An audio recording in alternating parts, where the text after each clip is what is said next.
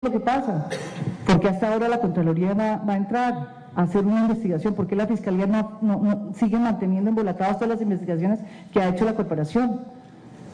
¿Por qué? Entonces yo creo que una sociedad que no, es como los periodistas, una sociedad que que renuncia a preguntar, está jodida.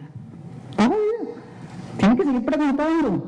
Y para preguntar toca saber preguntar, estar en foros, plantear, discutir y poder saber qué pasa con el otro, con el que es distinto a uno. Buenas tardes.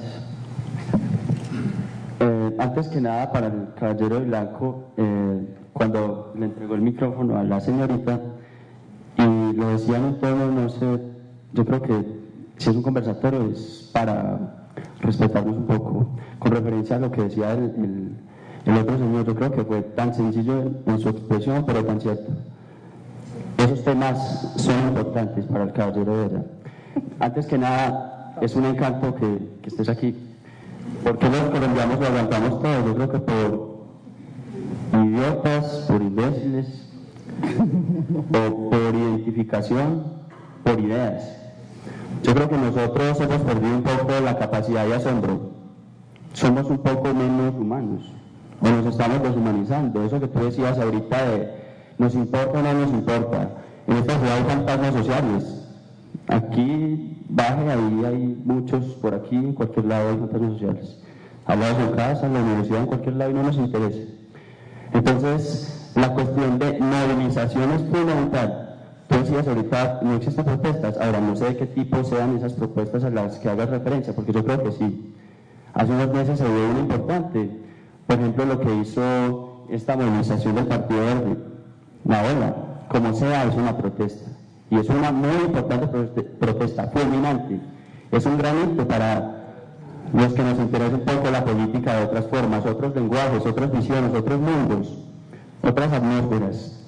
Entonces, fundamentalmente, creo que conocer un poco más allá de lo que hay, salirnos un poco de esa hermosa virtud que tenemos todos, de ese confort, de reinar en el infierno, de en el paraíso. Yo no sé qué sea mejor. Lo que es un Frente Nacional hoy es lo mismo. Hoy pasa un poco de eso.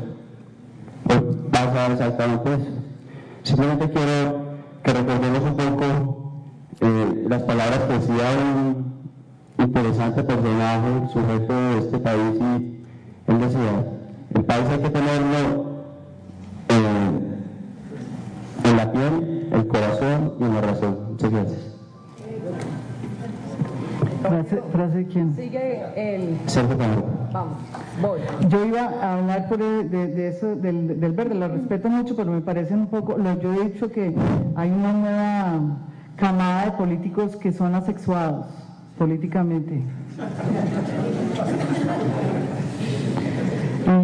Y yo incluyo ahí a mi querido amigo Sergio Fajardo, porque, no, y lo digo en el mejor sentido, ellos no se comprometen. O sea, a mí lo que me molesta es que seguimos en la misma aduana nacional, nadie se enfrenta, no puede haber oposición, porque oposición sí también, qué malo es hacer oposición, políticamente.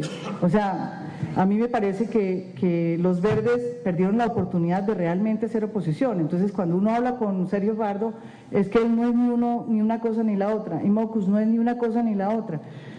Por Dios, los políticos deben tener, o sea, si sus partidos son unos partidos políticos, deben tener unas posturas. Y lo único que yo les exijo es que las tengan, de verde, amarillo o lo que sea, azul, verde, violeta, lo que sea. Pero no puede ser que las personas que pensamos que tenían principios distintos vayan a tener esa, digamos, falta de definición. Y a mí me parece que el problema de los verdes tiene ese tema, y por eso yo he llamado que hay una camada, no todos son verdes, ¿no? Pero hay una camada de políticos como Enrique Peñalosa, como yo sacaría de ahí a Lucho. Lucho tiene más percepción, digamos, política, más perrenque y más posiciones. Pero es que no, yo sí creo que uno tiene que exigirle a los políticos que tengan una mínima decencia para defender unos principios, y no digan que todo les da lo mismo, que es lo que me parece a mí que es esta nueva camada de políticos asexuados, pero obviamente desde el punto de vista político, no me meto en sus... Es una percepción, caballero. Bueno, de todas maneras, usted por decir que ha cumplido 50 años, el politólogo anterior terminó diciéndole vieja y Vieja, me dijo usted. Sí, señora. Pero bueno, no importa. Me dijo que era como mi abuela. Sí, como la mamá o la abuela, exactamente. Como 30 años más. Berraco. Muchas gracias. Bueno, yo una pregunta puntual, pero tengo que hacer una introducción de 30 segundos. Nosotros los colombianos somos todos arrevesados. Somos tolerables con lo que no debe ser tolerable y somos intolerables con lo que debe ser tolerable. Ahora acá pusieron el dedo en la llaga y le hicieron una radiografía perfecta para las columnas que usted ha escrito, porque yo siempre la leo, sobre la situación en Caldas de Jairo Antonio Mejía, que la hizo perfecta y la fue a dibujar, a mostrarla de manera diáfana, pero no lo dejaron. No lo dejaron, y allá era donde yo creí que iba a llegar el punto neurálgico y el punto importante. Bueno, la pregunta concreta es esta. Yo me llamo Marco Aurelio Uribe.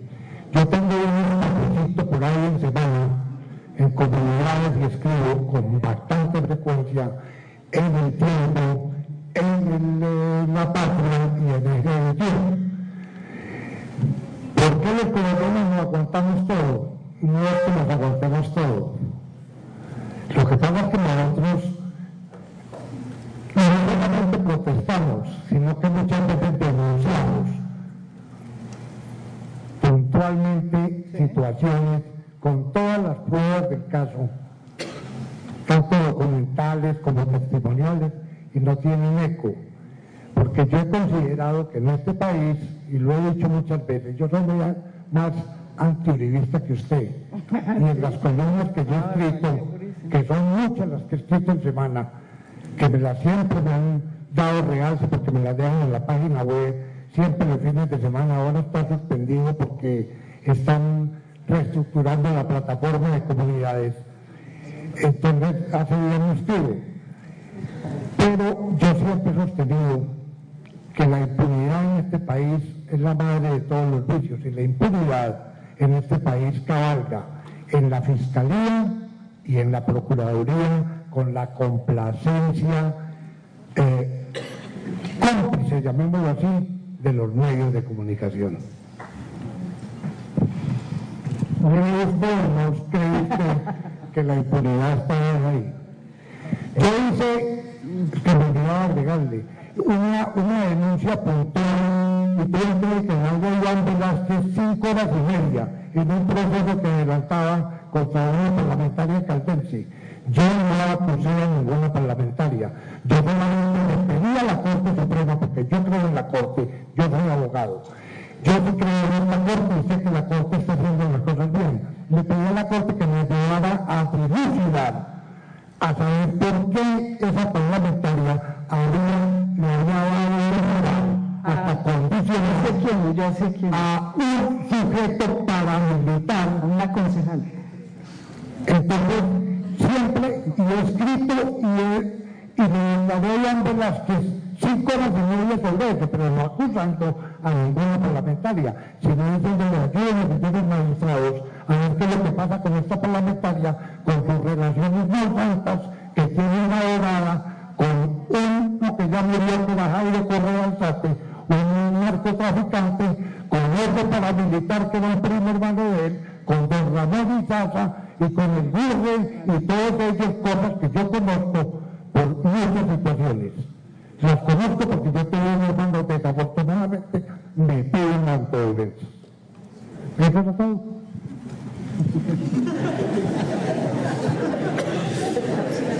Pues, ¿qué más después de lo que usted...? Y yo sí quiero decir una cosa de lo que han dicho ustedes dos. O sea, yo tengo... A mí me pasó una cosa que lo quiero compartir con ustedes. Yo escribí un artículo sobre lo que usted estaba diciendo, más o menos en términos de lo que pasaba en la gobernación y en la alcaldía. y escribí un artículo en Semana y no hice ninguna investigación, sino que miré qué era lo que habían dicho los medios. A mí me pasó una cosa distinta. Y los medios todos habían sacado esa información. La Patria, el Caracol acá, o sea, todos habían sacado la información, yo la saqué y la condensé en una columna. Y cuando la condensé en una columna, el impacto de la columna fue como si yo hubiera hecho todas esas investigaciones. Mi pregunta es, o sea, cuando los medios regionales sacan las informaciones, que las pueden sacar, digamos, filtradas o no como por lo que usted ha dicho, porque hay problemas de pauta, pero de todas formas salen y han salido, no tienen impacto, pero cuando uno coge y esas investigaciones y las pone en una columna y las saca en una columna como Semana, en una revista como Semana, el impacto es más grande. No sé, pero esa es mi experiencia. O sea, a mí me sorprendió que el señor Feo inmediatamente me llamó y los 5 minutos que me llamó o se fue o se lo destituyeron, o lo que fuera, lo que pasó. Pasó lo del aeropuerto de Palestina, porque Oscar Iván llamó, en fin, una cantidad de que yo nunca me imaginé que iba a haber un impacto, porque yo dije, hombre, yo lo que hice fue recoger la información que han sacado y ponerla, porque me parecía grotesca. Y resulta que el impacto fue impresionante, y eso es algo que quisiera comentar aquí como reflexión. O sea, a mí me impactó, la impresión que yo tuve es, hombre, cuando uno vive en esas sociedades a uno le pasa, en Bogotá pasa también, cuando uno vive en unas sociedades como donde todo tiene relación con todo, no es el mismo impacto que cuando uno saca eso a nivel nacional y lo pone, o en Bogotá, o no sé qué fue lo que pasó, pero realmente el impacto fue mucho más grande de lo que yo me imaginé. O sea, pocas veces uno tiene ese tipo de impacto. Sí, buenas tardes. Pues lo primero, felicitar a los organizadores de este evento por la oportunidad democrática que nos dan de expresar con tranquilidad pues algunas de nuestras ideas, y pues agradecerle a la periodista María Jimena Duzán su presencia en Manizales. Yo voy a cambiar un poquito de tema para adentrarme en algo político internacional de actualidad, y es que los diferentes diarios vienen hoy hablando de cómo caen esos regímenes dictatoriales, esas monarquías en el mundo, y alguien plantea un interrogante donde dice, ¿será el siglo XXI el momento donde todas caerán? Yo en lo personal creería que sí. Quisiera conocer de su viva voz su percepción, por cambios económicos, por cambios sociales, seguramente ambientales, por la falta de comida que tendrá el mundo en los próximos años.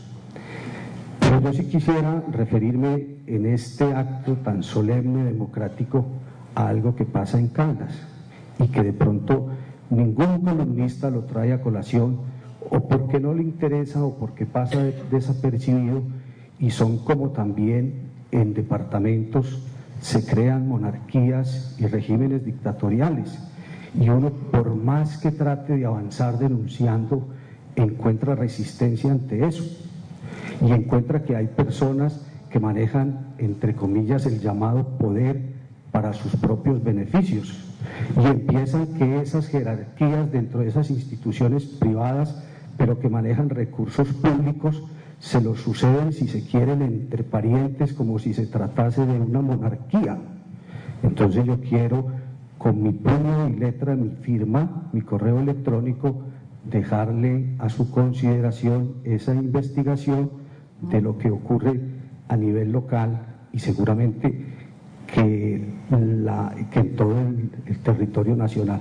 Y por lo demás, mil gracias, y la pregunta es solo una: ¿cree usted que este siglo XXI sí será que derrotaremos todas esas monarquías y todos esos regímenes dictatoriales? Muchas gracias. Pues con mucho gusto recibo esa denuncia. A mí me ha impresionado mucho lo que está pasando en esa parte, digamos, en norte de África, porque es realmente en esa parte, y sobre todo en los países donde hay regímenes, digamos, de origen musulmán, pero seculares, o sea, que no son que no son fundamentalistas. Lo que uno ve ahí es que